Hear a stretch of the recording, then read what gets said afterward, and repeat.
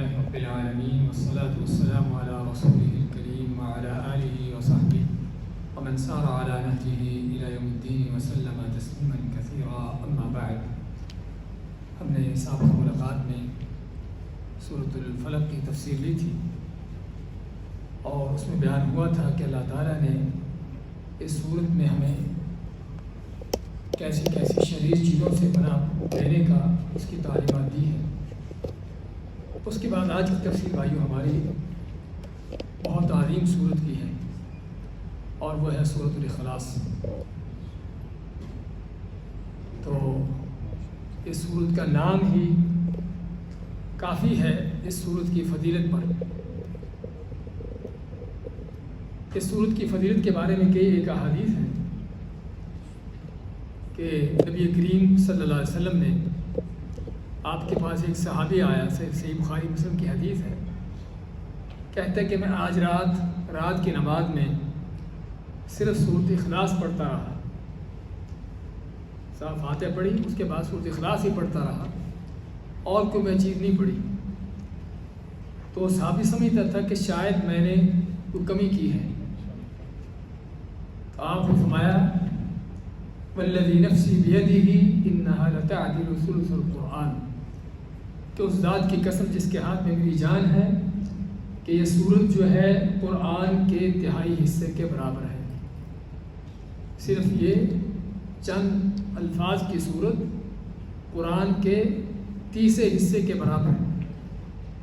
یعنی ایسے ہے جیسے آپ نے قرآن کے 10 پارے پڑھ لیے ہوں, اتنا آپ کو اس کا اجر و ثواب مل جاتا ہے. ہاں واقعی قرآن پورا پڑھنا الگ بات ہے. یعنی یہ نہیں 3 بار قل واللہ پڑھنے سے یہ نہیں کہ آپ نے پورا قرآن پڑھ لیا, ایسا نہیں ہوگا, لیکن آپ کو قرآن کی تلاوت کا اجر مل جائے گا. اسی سے ہمیں پتہ چلتا ہے کتنی عظیم صورت ہے.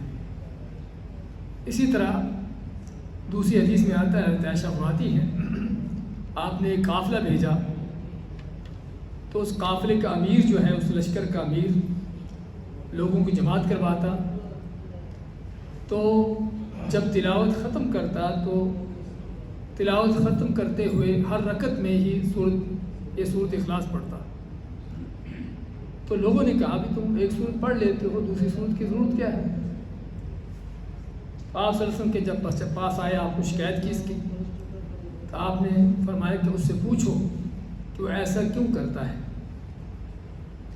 تو اس سے پوچھا گیا تو اس نے کہا کہ اس میں رحمان کی صفت ہے, اللہ کی صفت ہے, اور مجھے اس وجہ سے اس سورت سے محبت ہے.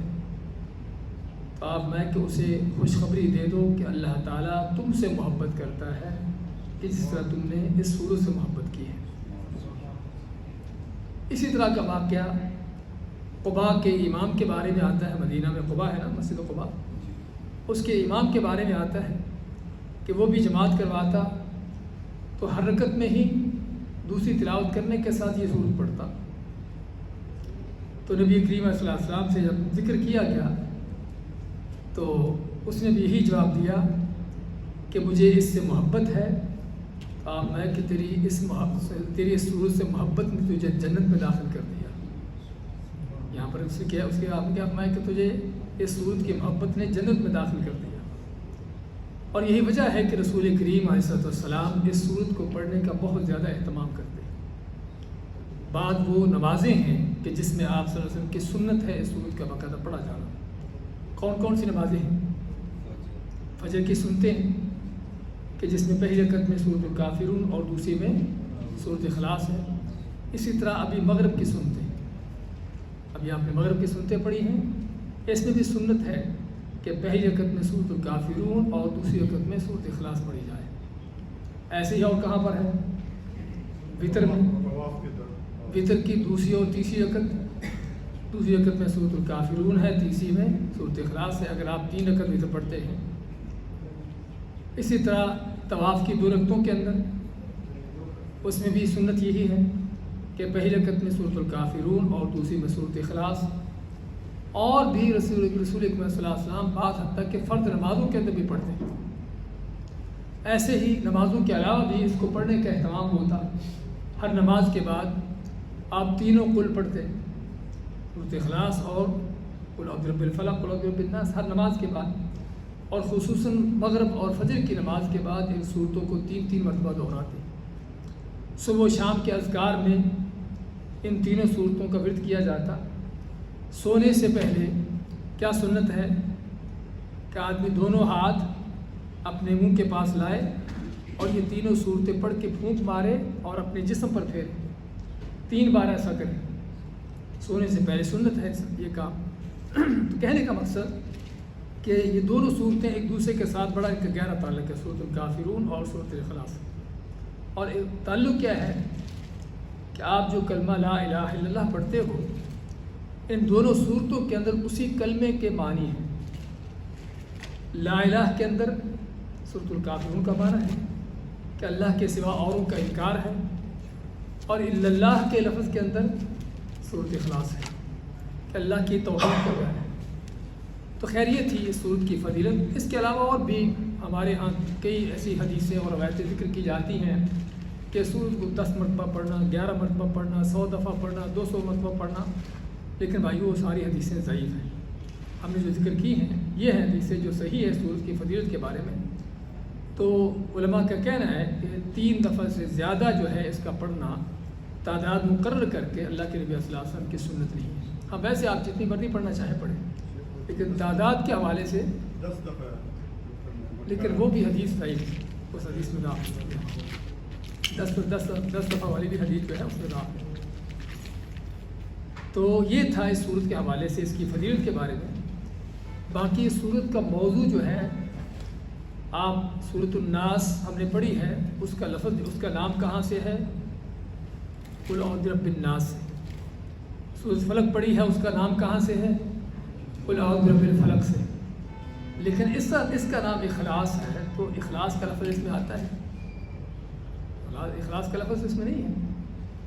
تو یہ وہ صورت ہے، اس طرح سورۃ فاتحہ بھی ہم نے جو پڑھی اس سے پہلے، کہ یہ وہ صورتیں ہیں کہ جن کا نام ان کے موضوع کے اعتبار سے ہے، اور واقعی ہی یہ صورت اخلاص ہے لفظ کے اعتبار سے بھی اور معنی کے اعتبار سے بھی۔ کہ معنی کے اعتبار سے اس لحاظ سے کہ اس میں خالص صرف اللہ ہی کی تعریف بیان ہوئی ہے، کسی اور چیز کا بیان نہیں، نہ کسی نبی رسول کا ذکر آیا ہے، نہ کوئی قیامت کا بیان ہوا ہے۔ سورۃ فاتحہ میں پڑھا، اس میں مختلف چیزوں کا بیان ہے، لیکن اس صورت میں خالص صرف اللہ کا بیان ہے، اس لحاظ سے اخلاص ہے۔ اور دوسرا یہ بھی کہ جو اس صورت کو پڑھ کر اس پر عمل پیرا ہو جاتا ہے، اس کے تقاضے پورے کر لیتا ہے، وہ واقعی ہی اللہ کے لیے خالص ہو جاتا ہے، مخلص ہو جاتا ہے، اس کے اندر واقعی اخلاص آ جاتا ہے۔ تو اخلاص جس طرح ہم نے ذکر کیا ہے کہ معنی بھی لفظ بھی، اور ہمارے ہاں اس صورت کو پڑھنے کا اہتمام بھی بہت ہوتا ہے۔ اکثر و بیشتر ہم فاتحہ کے بعد یہ صورت پڑھتے ہیں اپنے سنتوں میں، نفلوں میں، لیکن افسوس کی بات یہ ہے کہ جس طرح فاتحہ پڑھ کے بھی غور نہیں کرتے کہ کیا ہم پڑھ رہے ہیں، ایسے ہی یہاں پر اس صورت پڑھ رہے ہیں، حالانکہ اس کی فضیلت ابھی آپ سن رہے تھے کہ اس کی فضیلت کیا ہے، اور ابھی آپ انشاءاللہ اس کی تفسیر سنیں گے تو اور بھی پتہ چلے گا کہ یہ صورت کتنی عظیم ہے۔ تو خیر اس صورت کی شان نزول کیا ہے؟ شان نزول کا معنی کہ بعض آیات اور بعض صورتیں ایسی ہیں کہ جن کے نازل ہونے کا کوئی سبب ہوتا ہے، اس کی کوئی وجہ ہوتی ہے۔ عربی میں اس کو کہتے ہیں سبب نزول، اسباب نزول، اور اردو میں ہمارے ہاں شان نزول کہتے ہیں۔ کہ صورت کا شان نزول یہ ہے، اور مکہ میں نازل ہوئی ہے صورت، اور مدینہ میں پھر دوبارہ نازل ہوئی۔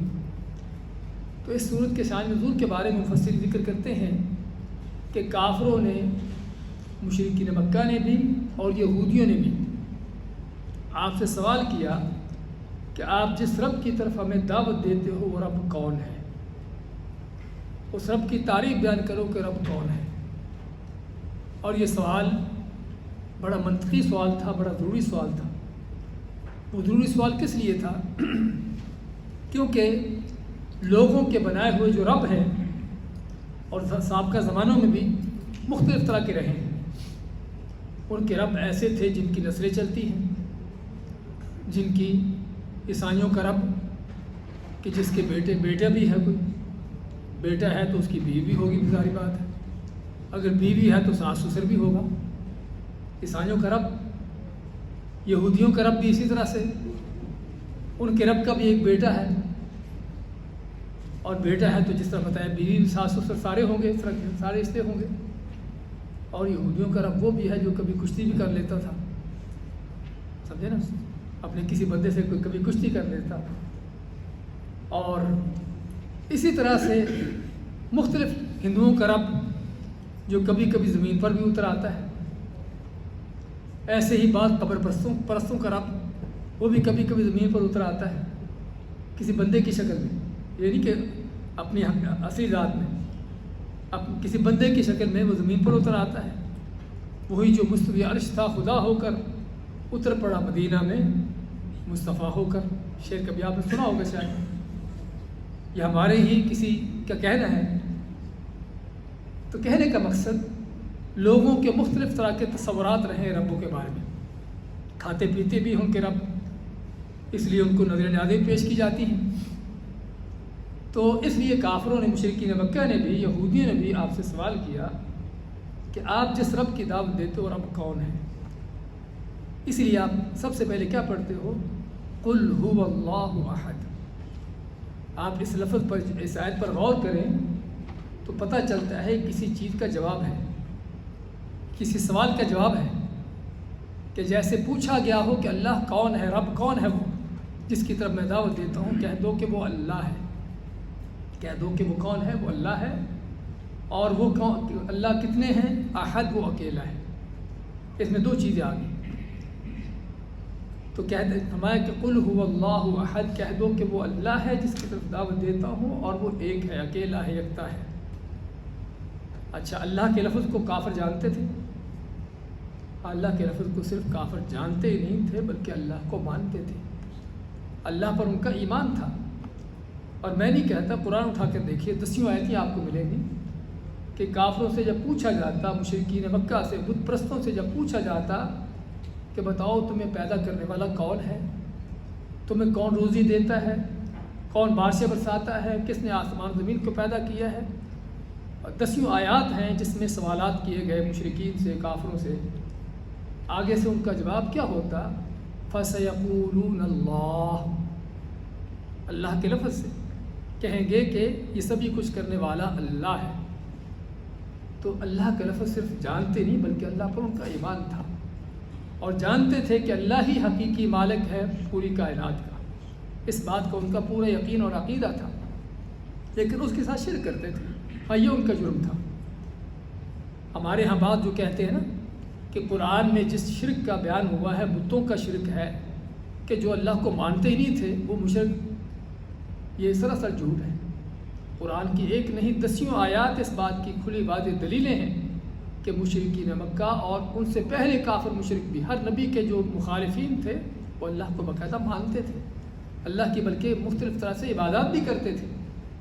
ان کے ہاں عبادت کا جو تصور ہوتا تھا. تو خیر، میرے کہنے کا مقصد کہ لفظ اللہ جو ہے ان کے ہاں جانا پہچانا تھا، اور اس لیے اللہ سے دعا بھی کرتے، اللہ کو پکارتے. تو فرماتا اللہ تعالیٰ قل هو اللہ احد، کہہ دو کہ جس رب کی طرف میں تم کو دعوت دیتا ہوں وہ اللہ ہے.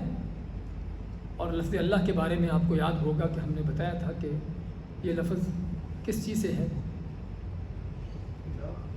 لفظ الالہ. اور الالہ کا معنی وہ معبود جس کی محبت اور تعظیم کے ساتھ اس کی عبادت کی جائے، الالہ کا معنی. تو اسی سے لفظ اللہ، کہ جو اللہ کا ذاتی نام ہے، کہ جو اللہ کی ذات کے سوا کسی اور کو یہ نام نہیں دیا جا سکتا. قل هو اللہ احد، کہ وہ اللہ احد ہے. احد کس سے؟ ایک چیز سے، واحد اثنین ثلاثہ عربی کے جو آپ نمبر جانتے سنتے ہیں، اس میں واحد کا لفظ اسی سے احد ہے. تو وہ اللہ ایک ہے، یکتا ہے. اللہ کے ایک احد کے اندر جو ہے حقیقت میں بہت سے مختلف گمراہ کن فرقوں جماعتوں کا رد ہو گیا. عیسائیوں کا رد ہو گیا کہ جنہوں نے کتنے اللہ بنائے ہیں؟ 3. عیسائیوں کے 3 رب ہیں، 3 اللہ ہیں.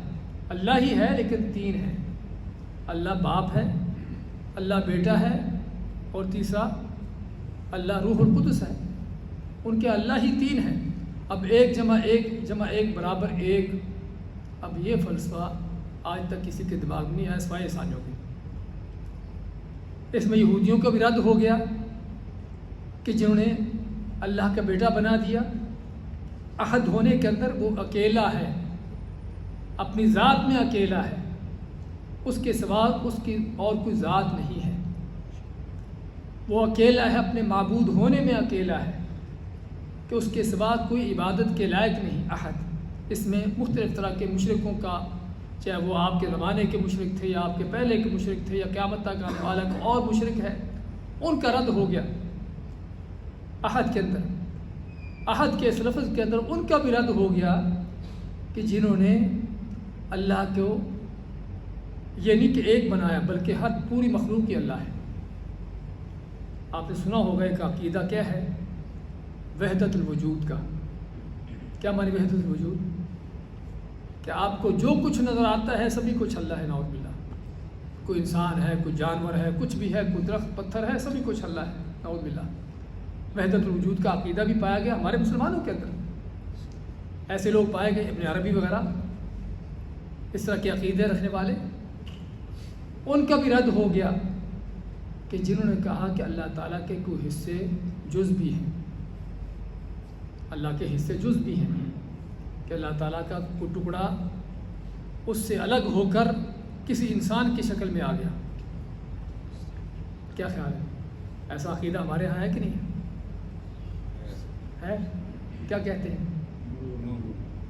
نور من نور اللہ، اللہ نور ہے اور نبی کریم صلی اللہ علیہ وسلم اللہ کے نور میں سے نور ہے، یعنی اللہ کا حصہ ہے، جز ہے۔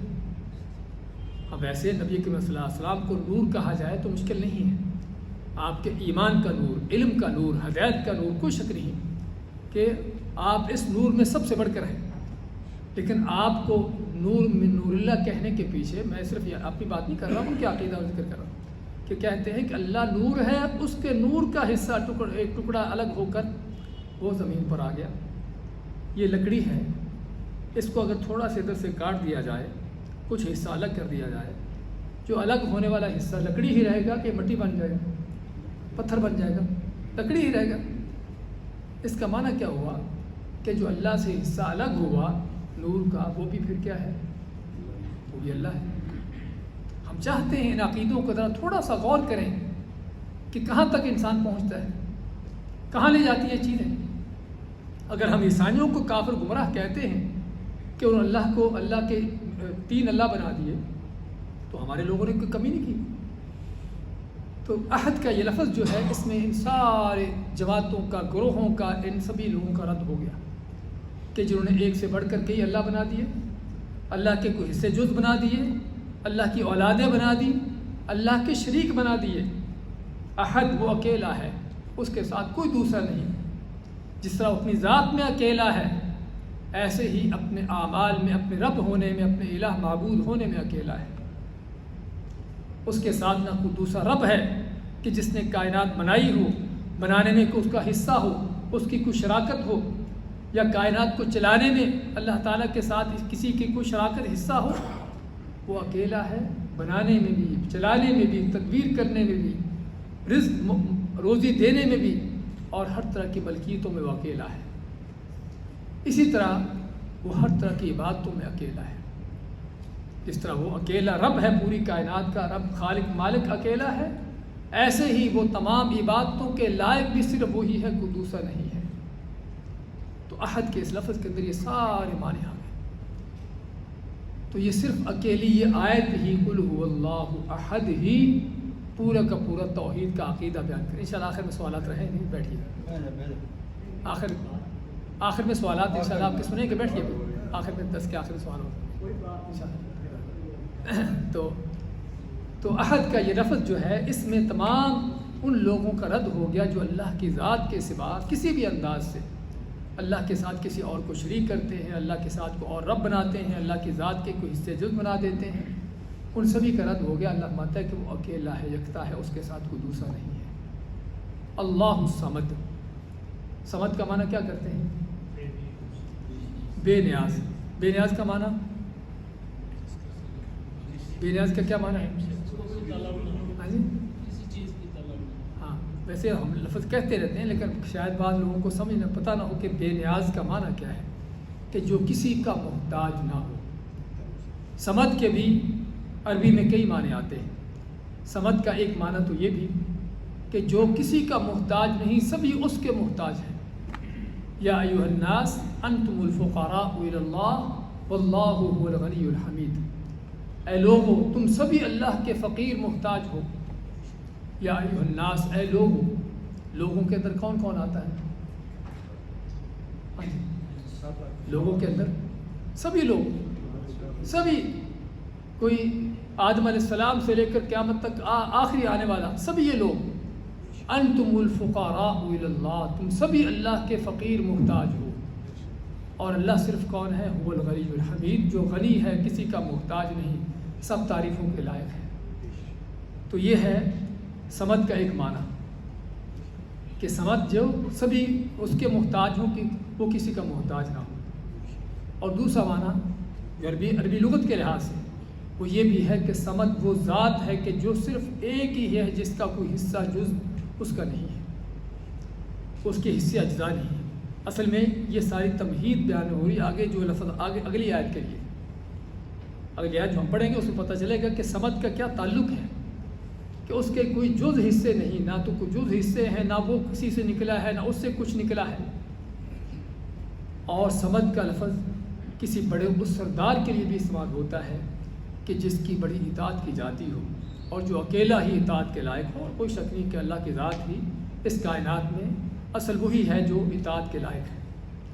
تو اللہ الصمد، کہ جو اللہ بے نیاز ہے، جو کسی کا محتاج نہیں ہے، کہ جو اکیلا ہی پوری کائنات کو چلانے، ہر چیز کو کرنے میں وہ کافی ہے، کسی کو اس کو ضرورت نہیں ہے۔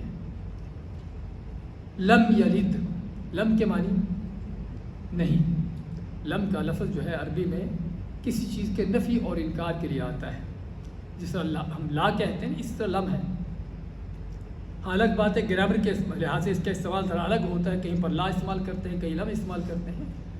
تو لم یلد، لم نہیں، یلد اس نے کسی کو جنم دیا، اس نے کسی کو جنا نہیں، جنم نہیں دیا، کہ اللہ تعالیٰ سے کچھ پیدا نہیں ہوا، اللہ کی کوئی اولاد نہیں ہے۔ اور یہ بھی مختلف طرح کے جو گروہ ہیں ان کا رد ہو گیا، عیسائیوں کا، یہودیوں کا، مشرکین مکہ کا۔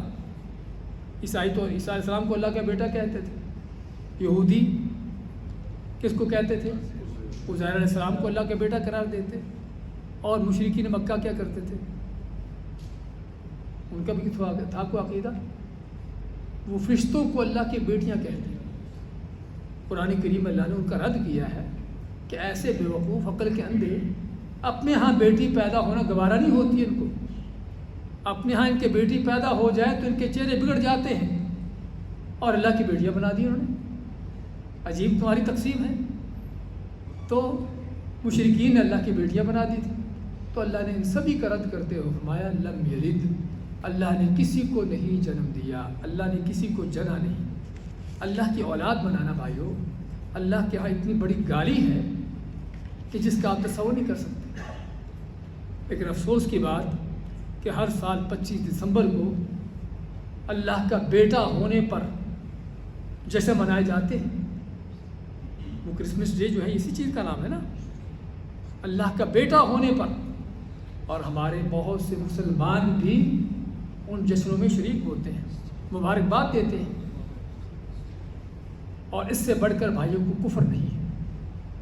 سورۃ مریم اٹھا کر دیکھیے 16 پارہ، اللہ تعالیٰ کیا فرماتا ہے؟ وقالوا اتخذ الرحمن ولدا، اور ان کافر عیسائیوں نے کہا کہ اللہ نے بیٹا بنا لیا۔ لقد جئتم شیئا ادا، اللہ فرماتا ہے کہ تم نے بہت بڑی بات کر دی۔ کیسی کتنی بڑی بات ہے؟ تکاد السماوات یتفطرن منہ وتنشق الارض وتخر الجبال ہدا، کہ تمہاری اس بات سے قریب ہے کہ آسمان پھٹ جائے، زمین ٹکڑے ٹکڑے ہو جائے، اور پہاڑ ریزہ ریزہ ہو کر گر پڑے۔ کس لیے؟ ان دعوا للرحمن ولدا، کہ انہوں نے اللہ کا بیٹا بنا دیا۔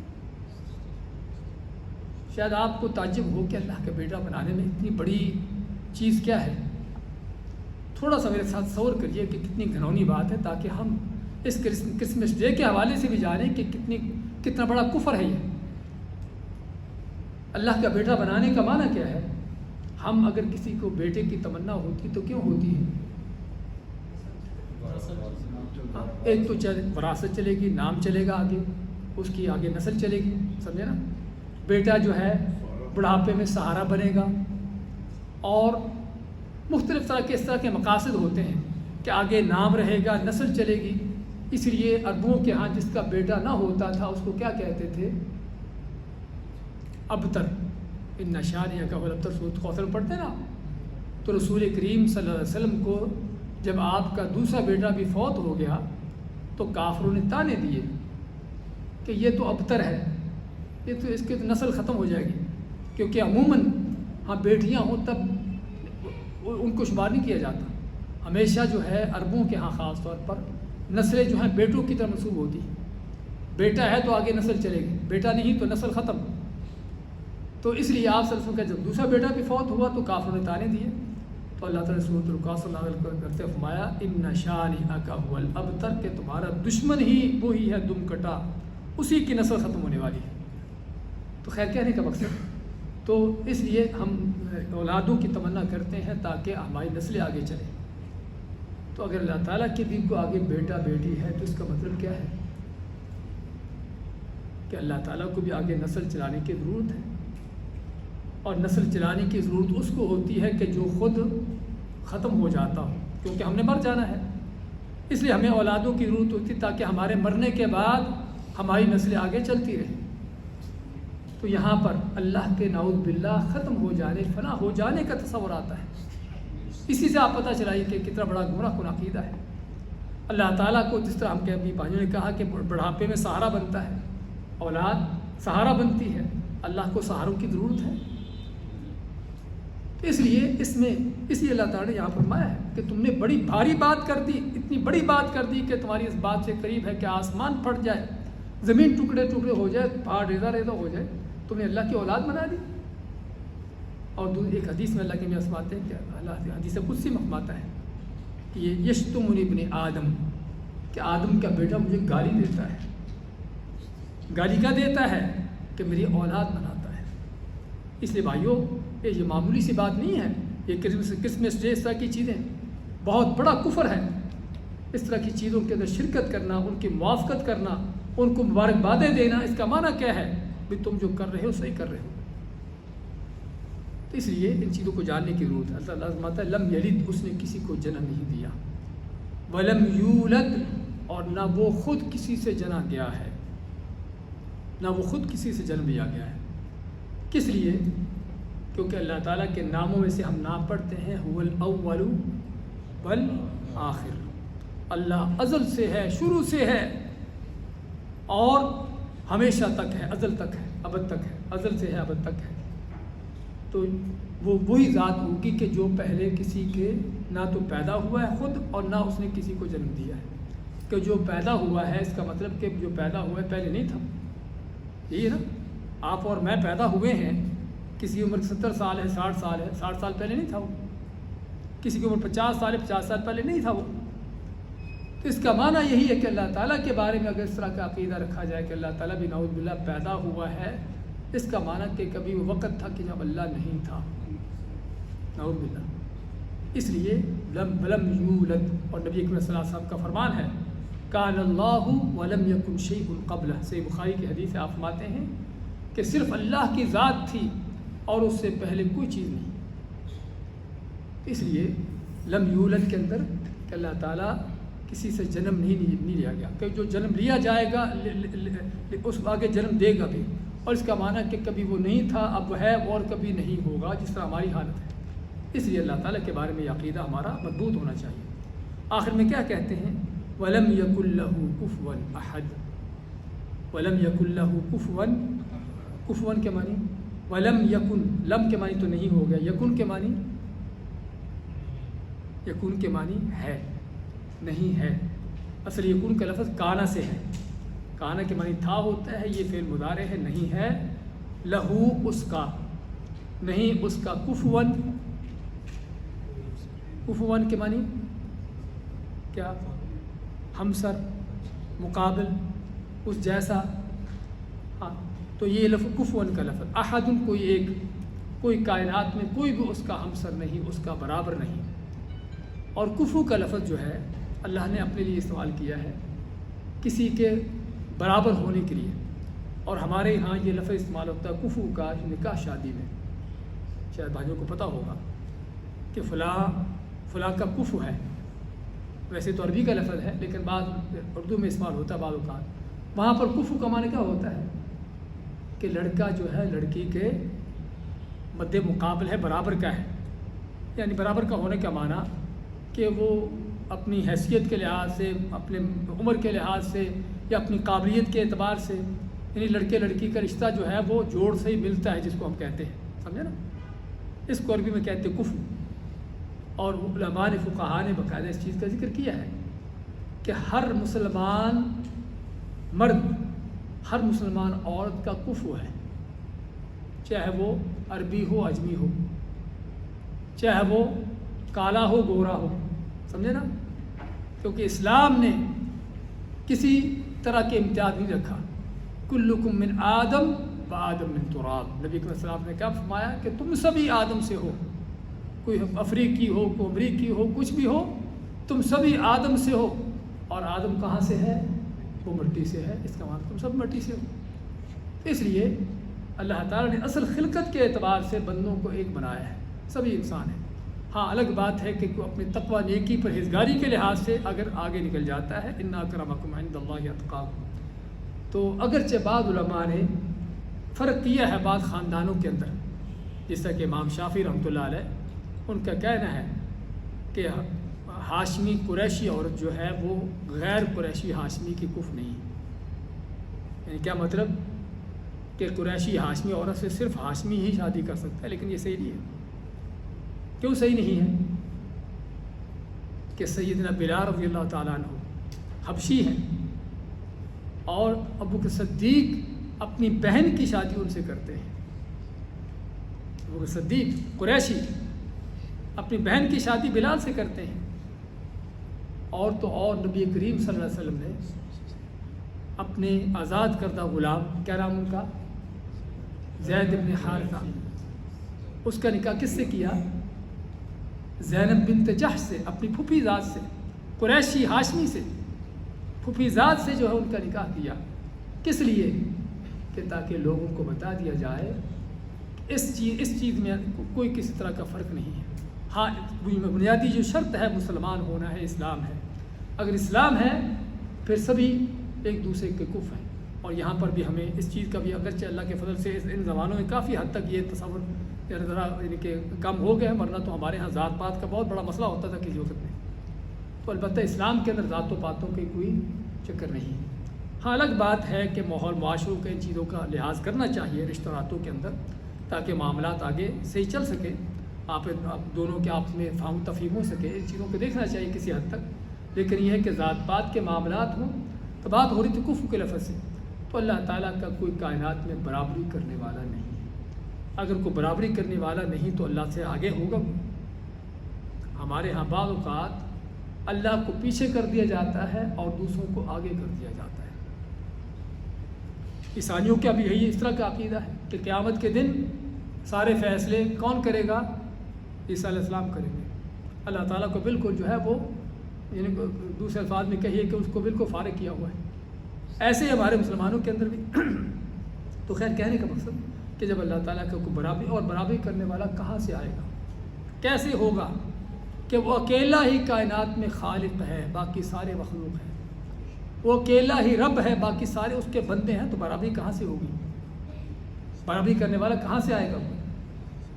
تو یہ بھائیو صورت اخلاص. پھر سے اس کے معنی ایک دفعہ دیکھتے ہیں تاکہ اچھی طرح یاد ہو جائے. قل کہہ دیجئے، ہوا وہ اللہ، وہ اللہ کی ذات ہے، احد جو اکیلا ہے، یکتا ہے، اس کے ساتھ کوئی دوسرا نہیں، نہ اس کی ذات میں، نہ اس کی صفات میں، نہ کسی چیز میں. اللہ الصمد، اللہ کون ہے؟ جو بے نیاز ہے، کسی کا محتاج نہیں ہے، سبھی اس کے محتاج ہیں. لم نہیں یلد، اس نے کسی کو جنم دیا، اس نے کسی کو جنم نہیں دیا. ولم یولد، اور نہ وہ خود کسی سے جنم دیا گیا ہے. نہ اس کا کوئی باپ ہے اور نہ اس کا کوئی بیٹا ہے، دوسرے الفاظ میں کہیے وَلَمْ يَكُنْ لَهُ كُفُوًا أَحَدٌ، اور نہیں ہے اس کا کوئی بھی برابری کرنے والا ہم سر اس کا کوئی کائنات میں، احد کوئی بھی کائنات میں، نہ کوئی انسان، نہ کوئی جن، نہ کوئی فرشتہ، نہ کوئی نبی، نہ کوئی ولی، نہ کوئی زندہ، نہ کوئی مردہ، کائنات میں کوئی اس کا برابری کرنے والا نہیں۔ بارک اللہ فیکم، جزاکم اللہ خیر۔